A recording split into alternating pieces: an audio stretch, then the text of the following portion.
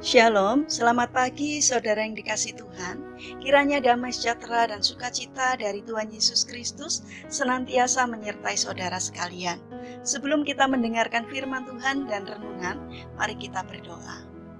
Tuhan Allah Bapa yang baik, kami sungguh bersyukur atas kebaikan dan kemurahan-Mu, karena Engkau selalu melindungi kami dalam beristirahat sepanjang malam, sehingga kami dapat bangun dalam kondisi baik dan sehat.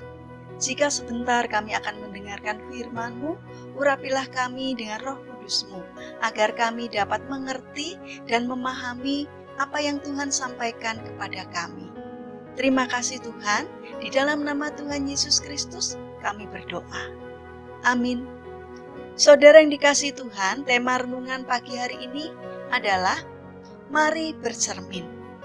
Bacaan diambil dari Injil Matius pasal 7 ayat ketiga. Demikian sabda Tuhan. Mengapakah engkau melihat selumbar di mata saudaramu, sedangkan balok di dalam matamu tidak engkau ketahui?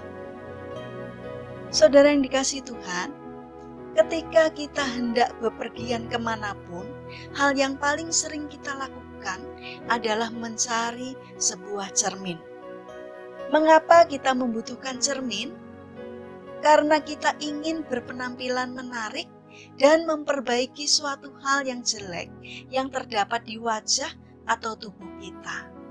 Cermin adalah alat yang paling jujur untuk menampakkan diri kita yang sesungguhnya. Segala hal yang jelek seperti jerawat, riasan yang berantakan, ataupun keriput di wajah dapat ditunjukkan oleh cermin. Jika penampilan kita berantakan, namun tidak kita perbaiki, banyak orang yang akan menertawakan kita dan hal itu akan membuat kita menjadi malu. Saudara yang dikasihi Tuhan, tidak hanya bercermin secara fisik yang diperlukan, namun kita juga harus sering bercermin terhadap kepribadian kita.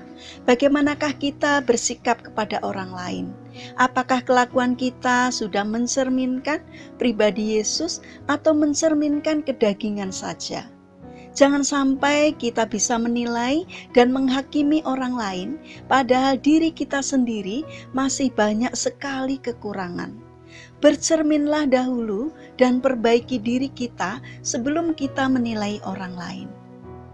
Yesus memberikan perumpamaan yang serupa tentang hal ini, yaitu mengenai orang yang melihat selumbar di mata saudaranya, tetapi balok di matanya sendiri tidak kelihatan. Artinya, orang tersebut pandai mencari kesalahan atau kejelekan orang lain, namun kelakuan jeleknya sendiri tidak pernah ia ketahui dan ia perbaiki. Di sini Yesus mengajarkan kepada kita untuk tidak menjadi orang yang munafik. Saudara yang dikasihi Tuhan, oleh karena itu, nasihat dari orang lain sangatlah kita butuhkan. Jangan pernah menolak saran dan teguran dari orang lain. Gunakanlah semua itu sebagai sarana untuk memperbaiki diri sendiri. Anggaplah teguran, nasihat, dan saran dari orang lain sebagai cermin, sehingga kita bisa mengetahui hal-hal apa saja yang perlu kita perbaiki.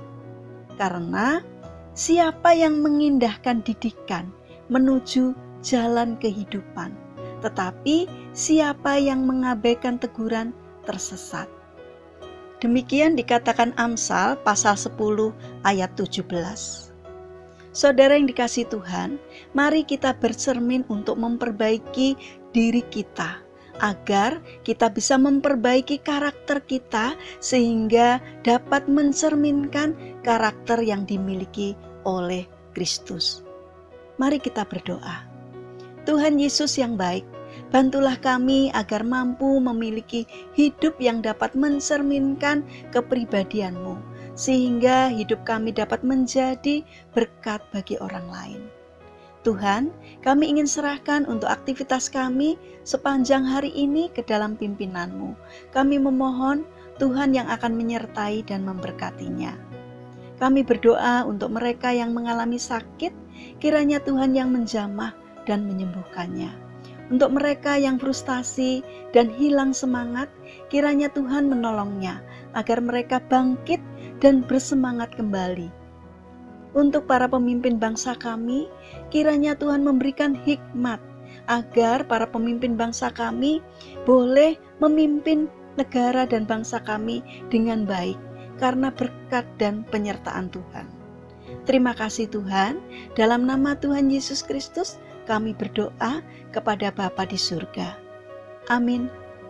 Puji Tuhan, saudara yang dikasihi Tuhan, kiranya firman Tuhan hari ini dapat menjadi berkat bagi kita semua. Haleluya.